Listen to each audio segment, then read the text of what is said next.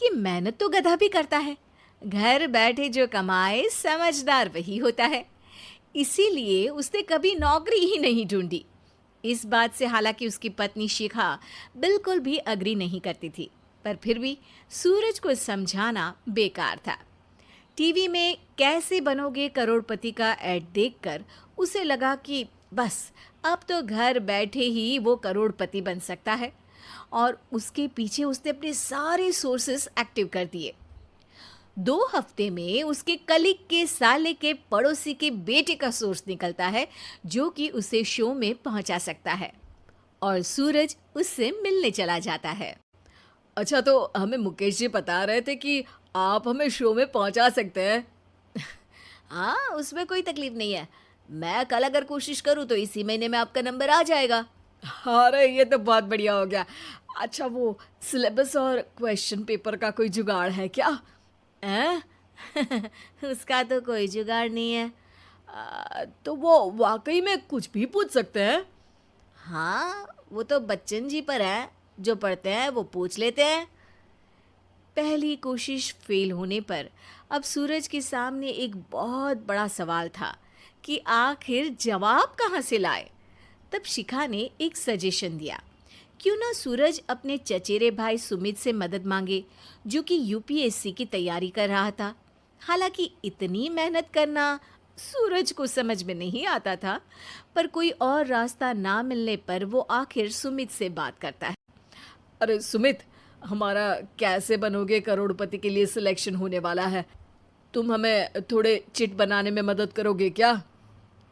अरे भैया, चिट बनाए तो सालों हो गए, उसमें हमारा एक्सपर्टीज नहीं है, बल्कि आप बोलो तो हम आपकी पढ़ने में ज़रूर मदद कर सकते हैं। हट, कैसी अनाप शराब बातें कर रहा है तू। सूरज ने सुमित को मना तो कर दिया था, पर तैयारी करने के सिवाय कोई चारा उसे दिख भी नहीं रहा था, खासकर जब 12 के पेपर लीक करने के एक्सपर्ट शुक्ला जो भी हाथ जोड़ लेते हैं। आखिर सूरज को सुमित के पास जाना ही पड़ा, और उसने सुमित और शिखा से वादा किया कि वो बहुत मेहनत करेगा। 1 महीने की तैयारी के बाद फाइनल हुआ कि शो से 1 हफ्ते पहले एक ट्रायल खेला जाएगा, जहां पर सारे रिश्तेदार ऑडियंस की जगह पर होंगे और शिखा सवाल पूछेगी। दूर दराज से भी रिश्तेदार आकर हाजिर हो गए देखने कि आखिर कैसे बनेगा सुमित करोड़पति। सब कुछ सेट था, और इतने में सूरज आकर अपना स्पीच देता है। ये 1 महीना मेरे लिए आसान नहीं था, पर अपने भाई सुमित और अपनी पत्नी शिखा की मदद से मैं इतनी दूर पहुंच पाया हूँ। मेरे मम्मी पापा के आशीर्वाद ने भी बहुत साथ दिया है मेरा। मैं उम्मीद करता हूँ कि आज के शो में आप लोगों को बहुत मज़ा आएगा। साक्षी पहला सवाल पूछती है और पूरे कमरे में सन्नाटा छा जाता है। इंडिया में कितने स्टेट्स हैं? 3, सॉलिड, लिक्विड और गैस। अरे रुकिए, तो ऑप्शंस तो देने दीजिए। इतने में 5वीं कक्षा का चिंटू बोल उठता है। अरे क्या मामा, आप तो पहले सवाल पर ही आउट हो गए। अरे बेटा, पहला सवाल तो ट्रायल होता है ना। अरे तुम अब देखना। देखने जैसी बात तो थी ही। सूरज को इतना शांत किसी ने नहीं देखा था। कभी कभी तो लगता था मानो सूरज आंख खोलकर ही सो गया हो। मामा जल्दी करो प्लीज, कल सुबह पनवेल भी तो निकलना है। अरे हट, कंसंट्रेट करने दे मुझे। 3 सवाल में 3 लाइफलाइन खत्म हो चुकी थी, और अब चौथे सवाल पर भी सूरज का मौन नहीं टूटा। पर सूरज अभी भी हार मानने को तैयार नहीं था। उधर हर कोई सूरज को छोड़ सुमित को देख रहे थे। आखिर सुमित ने ही तो पढ़ाया था सूरज को।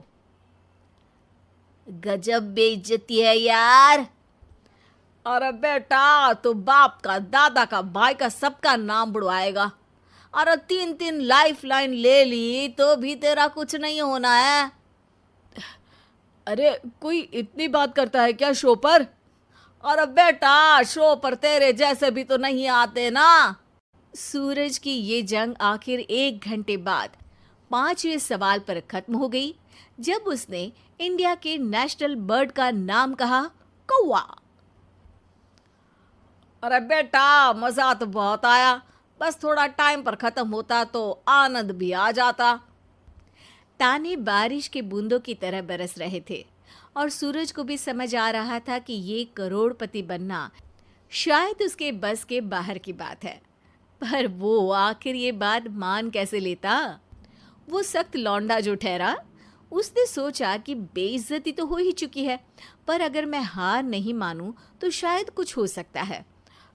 शिखा, तुम देखना, असली शो में आग लगा दूंगा, आग, करोड़पति बनूंगा मैं। हाँ, सब्जियां खत्म हो गई है घर पे, ले आओ। पहले पति बन जाओ, फिर करोड़पति बनना। अरे गजब बेइज्जती है यार। बेटा, अभी तो घर पर ही हुई है, 1 हफ्ते में तो तुम देश के सामने करवा कर आओगे। वैसे जब टीवी पर जाओ ना तो बस अपने मम्मी का ही नाम लेना, ठीक है? कोई पूछे तो बोलना कि पापा नहीं है मेरे। अरे पढ़ाई की, पेपर निकलवाए, इतने सारे लोगों को खाना खिलवाया, क्या फर्क पड़ा? इसीलिए मैं कहता हूँ कि मेहनत तो गधा भी करता है, घर बैठे जो कमाए वही सिकंदर। लेकिन मामा, गधे भी जानते हैं कि हमारा राष्ट्रीय पक्षी मोर है।